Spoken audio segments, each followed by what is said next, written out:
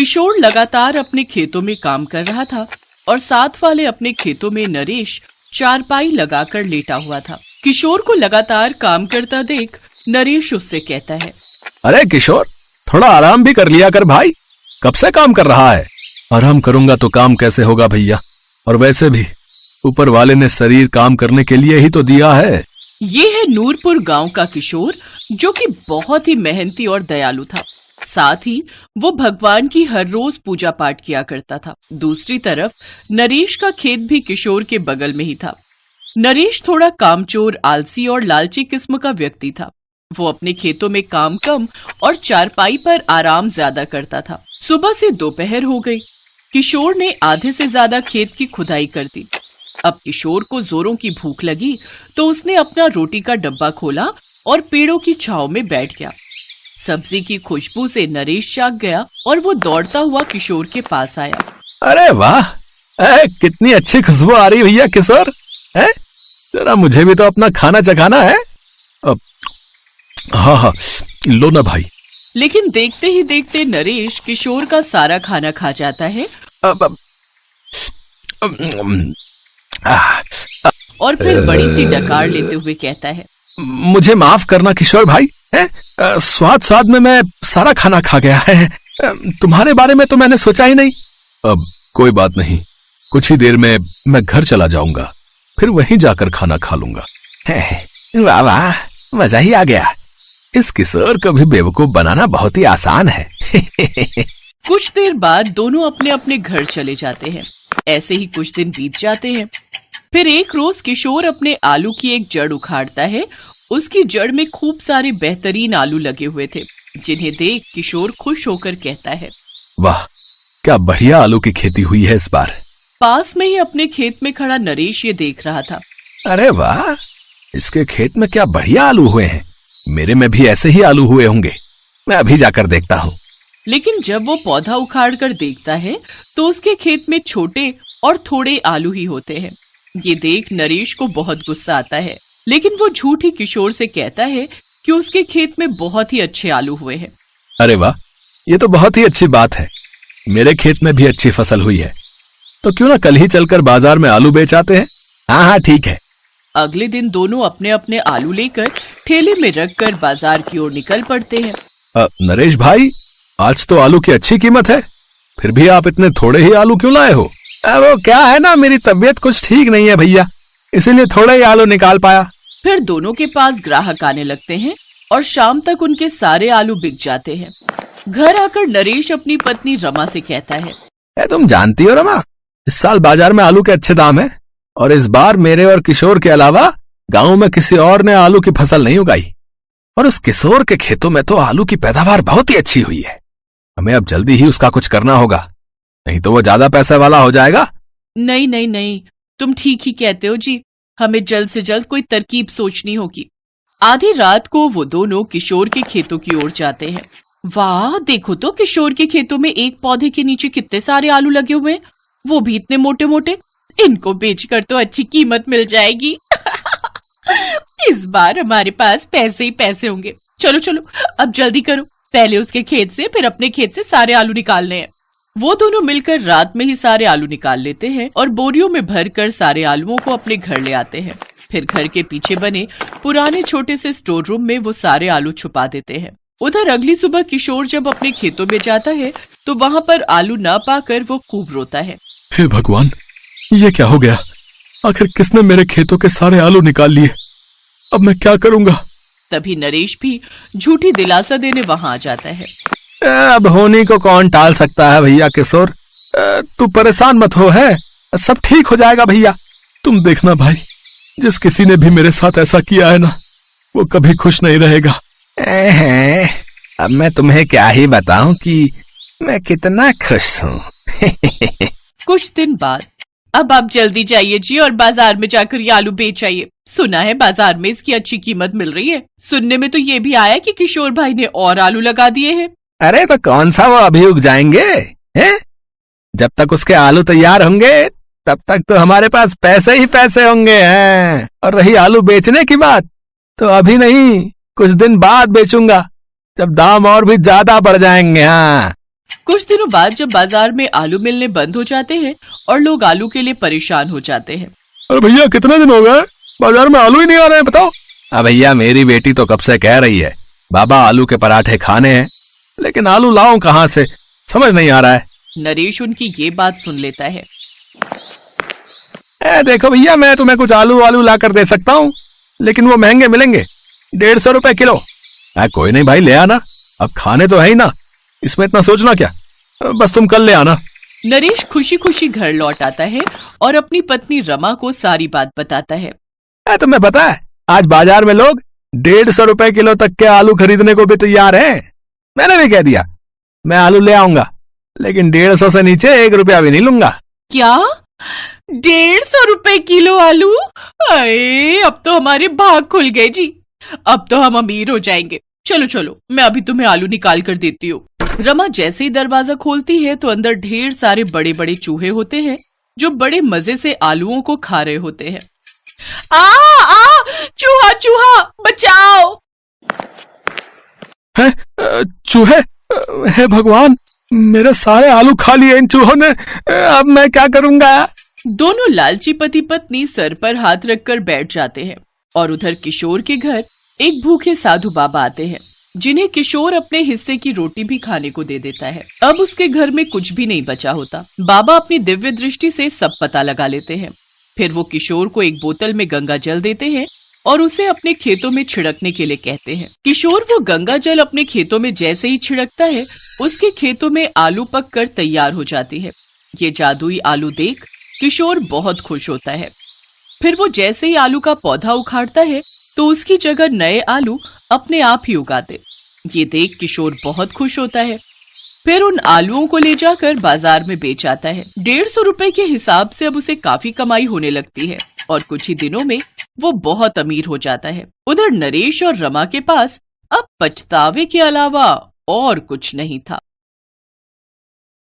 Wow, ये lipstick कितनी सुंदर लग रही है मेरे फेस पर। और ये आई शेडो, ये भी अच्छा है। बट ये ड्रेस, इसका कुछ करना पड़ेगा। अरे दीदी, ये क्या कर रही हो आप? इतनी सुंदर ड्रेस को क्यों फाड़ रही हो? चुप कर, ये मेरी ड्रेस है, मैं इसे फाड़ू या सिलूं मेरी मर्जी। तू अपना मुंह बंद रख। मेरे कमरे में झाड़ू पोछा करने आई है ना, तो चुपचाप वही कर और जा यहाँ से। झाड़ू पोछा तो मैंने सुबह ही कर दिया था दीदी, मैं उसके लिए नहीं आई। तो फिर क्यों आई है यहाँ? वो दीदी, कल कॉलेज में फ्रेशर पार्टी है, तो पार्टी के लिए क्या आप मेरा मेकअप कर दोगी? क्या कहा? मेकअप? उससे क्या होगा? तू काली कलूटी मेरे जैसी गोरी चिट्टी दिखने लगेगी क्या? और वैसे एक बात तो बता, तू पहनने वाली क्या है पार्टी में? वो माँ की एक साड़ी है मेरे पास, वही पहन लूंगी। सच में यार, तेरा कुछ नहीं हो सकता। एक तो ऐसी बकवास शक्ल, ऊपर से साड़ी। इससे अच्छा तो ये रहेगा कि तू फ्रेशर पार्टी में जा ही मत। ये तेरे लिए भी अच्छा रहेगा और मेरे लिए भी। इतना कहकर शैली कमरे से बाहर निकल गई। शैली और सोनी एक दूसरे की कजिन थी। सोनी शैली की बुआ की बेटी थी, जो पहले अपने पिता और फिर अपनी माँ शीला की मौत के बाद बिल्कुल अकेली पड़ गई थी। ऐसे में उसके मामा यानी शैली के पिता राजेंद्र ने सोनी को सहारा दिया और वो उसे अपने घर लेकर आ गए। उन्होंने सोनी का एडमिशन शैली के साथ उसी के कॉलेज में करवा दिया। लेकिन इस सब के बावजूद सोनी का अकेलापन अब भी दूर नहीं हो रहा था, क्योंकि वो अपनी मामी शालिनी और बहन शैली को फूटी आंख नहीं सुहाती थी। दरअसल सोनी का रंग थोड़ा दबा हुआ था, इस वजह से वो दोनों ही हमेशा उसका मजाक उड़ाया करती थी। मामी जी, मैंने नाश्ता बना दिया है, अब मैं जाऊं? क्यों, घर में बस नाश्ता ही बनाना होता है क्या? वो इतने सारे कपड़े पड़े हैं, उन्हें कब धोएगी? मामी जी, लेकिन मुझे तो कॉलेज जाना है। उफ, शक्ल से तो मनहूस है ही, ऊपर से एक नंबर की कामचोर भी है ये लड़की। वैसे आज तो कॉलेज में फ्रेशर पार्टी है ना, तो तू वहां जाकर क्या करेगी? चल जाकर कपड़े धो। क्यों मामी जी, मैं क्यों नहीं जा सकती फ्रेशर पार्टी में? शैली दीदी तो कितनी देर पहले ही चली गई, आपने उन्हें तो एक बार भी नहीं रोका। अच्छा, तो तू अब मेरी शैली की बराबरी करेगी? अरे उसके पैरों की जूती के बराबर भी नहीं है तू। जाके शक्ल देख अपनी आईने में। तुझे तो हमारा एहसान मानना चाहिए कि हम तुझे पाल रहे हैं, वरना तू तो किसी के सामने जाने के भी लायक नहीं है। अब अपनी औकात में रह और जाकर घर के सारे काम निपटा, समझी?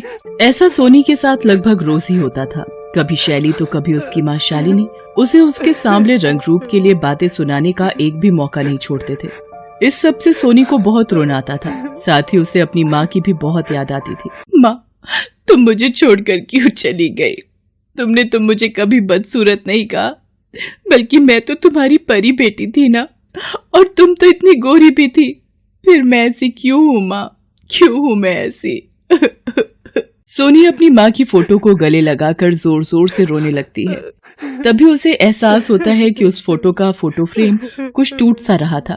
सोनी उसे ठीक करने की कोशिश करती है, लेकिन वो ठीक होने के बजाय 2 हिस्सों में टूट जाता है। सोनी ये देखकर चौंक जाती है कि उस फोटो फ्रेम के अंदर एक चाबी थी। अरे ये चाबी, ये किस ताले की चाबी है और ये माँ की फोटो के अंदर कैसे आई?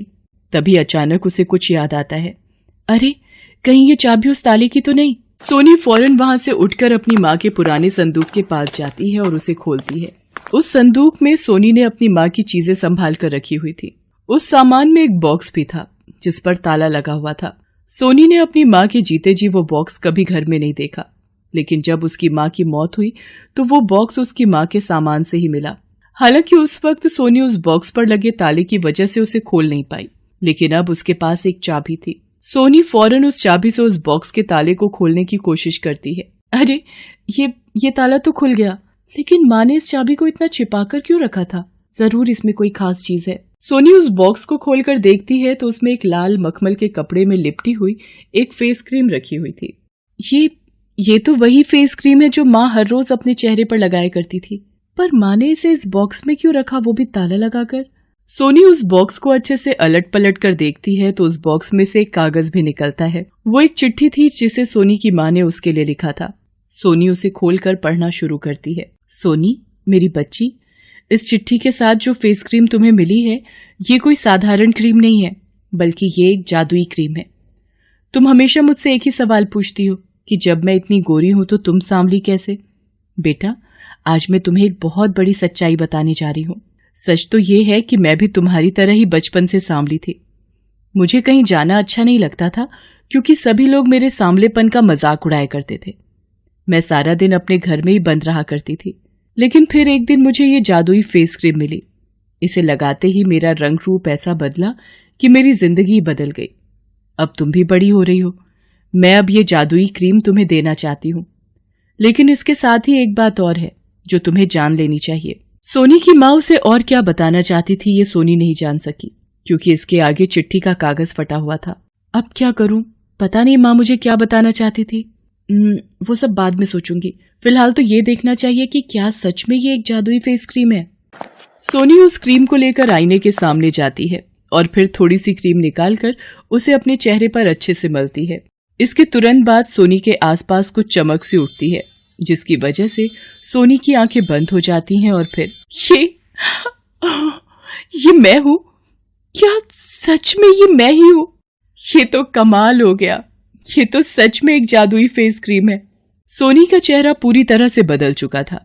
उसका चेहरा एकदम साफ और रंगत गोरी हो गई थी। इतना ही नहीं, उसके चेहरे पर खुद ब खुद ही हल्का मेकअप भी हो गया था। सोनी ने ध्यान दिया कि उस जादुई फेस क्रीम को लगाने के बाद वो बिल्कुल वैसी ही दिख रही थी जैसी कि वो हमेशा से दिखना चाहती थी। सोनी बहुत खुश थी। सुंदर दिखने की उसकी इच्छा आखिरकार पूरी हो गई थी। वो फौरन अपनी माँ की साड़ी पहनकर तैयार हुई और अपने कॉलेज की फ्रेशर पार्टी में पहुंच गई। पार्टी में अब तक सिर्फ शैली की ही चर्चा हो रही थी, लेकिन सोनी के वहां आते ही सबकी नजरें सोनी पर ही जा टिकी। रोहन, कहाँ जा रहे हो? चलो ना डांस करते हैं। नहीं, मेरा मतलब है अभी नहीं, थोड़ी देर में करते ना। इतना कहकर शैली का अच्छा दोस्त रोहन वहाँ से चला जाता है और सीधा सोनी के पास जाकर उसे डांस के लिए पूछता है। ये देखकर शैली को बहुत गुस्सा आता है, लेकिन वो कुछ नहीं कर पाती क्योंकि वो तो सोनी को पहचान ही नहीं पाई थी। दूसरी तरफ सोनी को पहली बार कहीं इतनी अहमियत मिल रही थी। वो रोहन के साथ काफी देर तक डांस करती है और फिर पार्टी के बाद वो वापस घर आ जाती है। घर आकर वो जैसे ही अपना मुंह धोती है तो उसका चेहरा पहले की तरह हो जाता है। अच्छा, तो इसका मतलब मुझे इस क्रीम को लगाने के बाद पानी से दूर रहना पड़ेगा। सोनी किसी को भी उस जादुई फेस क्रीम के बारे में नहीं बताती। वो घर से निकलने से पहले चुपचाप उस फेस क्रीम को लगा लेती और फिर वापस घर आने से पहले ही पानी से अपना चेहरा धो लेती। ऐसा कई दिनों तक चलता रहा। लेकिन फिर एक दिन कॉलेज के वॉशरूम में शैली ने सोनी को अपना चेहरा धोते हुए देख लिया। अब वो सारी सच्चाई जान चुकी थी। वो फौरन सोनी के पास जाकर गुस्से से बोली, अच्छा तो तुझे मुझसे इतनी जलन हो गई कि तू काला जादू करने लगी है। ठहर जा, आज मैं माँ से तेरी शिकायत करती हूँ, तेरा दिमाग तो वही ठिकाने पर लगाएंगे। नहीं नहीं दीदी, ये सच नहीं है, मैं कोई काला जादू नहीं कर रही। झूठ मत बोल, मैंने अपनी आंखों से देखा भी, मुंह धोने से पहले तू कोई और थी। आपने जो देखा वो गलत नहीं है दीदी, लेकिन मेरा यकीन कीजिए, ये कोई काला जादू नहीं बल्कि ये सब मेरी माँ की इस जादुई फेस क्रीम का कमाल है। सोनी शैली को उस क्रीम के बारे में सब कुछ बताती है। शैली फौरन सोनी से वो फेस क्रीम छीन लेती है और उसे अपने बैग में रख लेती है। दीदी ये क्या कर रही हो आप? वो मेरी क्रीम है, मुझे वापस दो। चुप हो जा, इस दुनिया में कोई भी खास चीज तेरे लिए नहीं है, समझी ना?